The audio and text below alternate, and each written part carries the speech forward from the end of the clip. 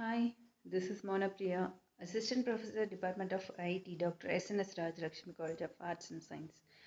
Today we are going to discuss about spiral model in SAFA life cycle models. In my previous videos, I discussed about classical waterfall model, iterative waterfall, evolutionary and prototyping model. This is a final model in SAFA life cycle model in SAFA engineering course. So spiral model, let's enter into the session. It is proposed by Boehm in 1988. Here in spiral model, it consists of several loops. Here loops may be represented as a phase or activities in a software process. Here each loop represents one phase or activity.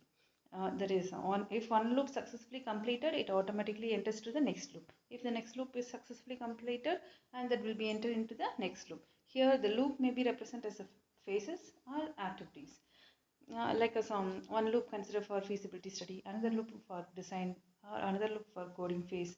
So that would be that what spiral model specify. Here there are no fixed phases in this model. The phases on the figure are just example.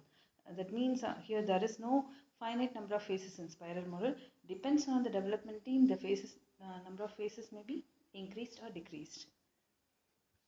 Here, before implementing the spiral model, the development team must decide how to structure the project into phases.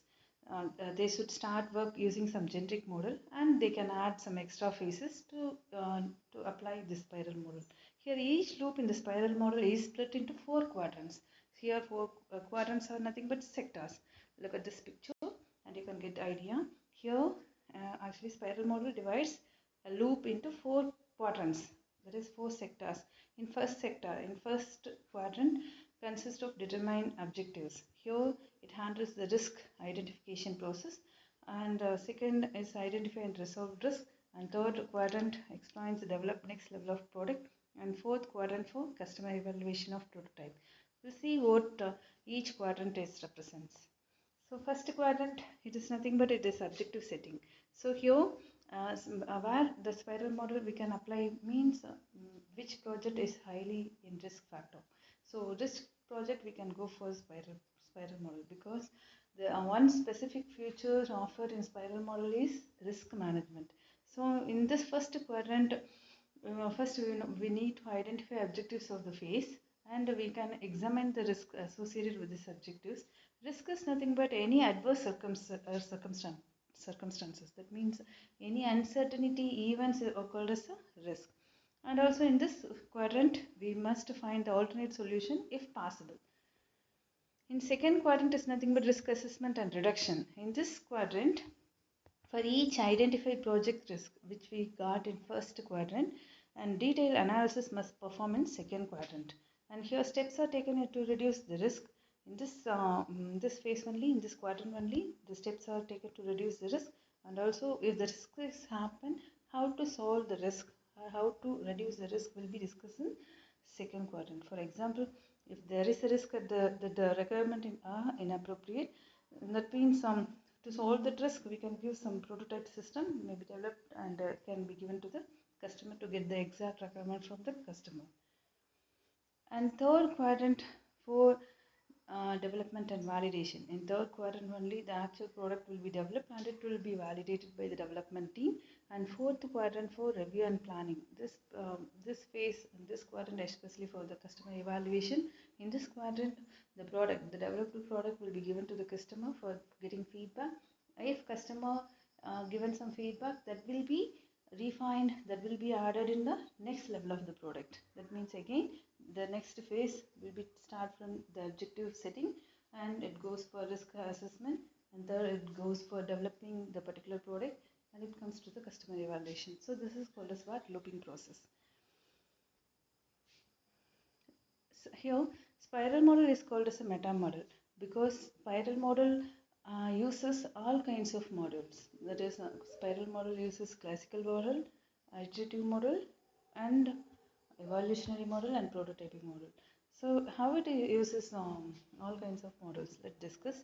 Why spiral model is called as a meta model? Because first it supports a classical waterfall model, because here it follows the phases in classical waterfall model. That means the quadrant actions of quadrant will be taken into taken like classical waterfall model. So it supports classical waterfall model, and also it also supports the feature of iterative waterfall model, because one important feature in iterative waterfall model is offering feedback. Spiral model also providing feedback. That means it gets feedback from the customer for refining your project or to getting the extra requirement from the customer.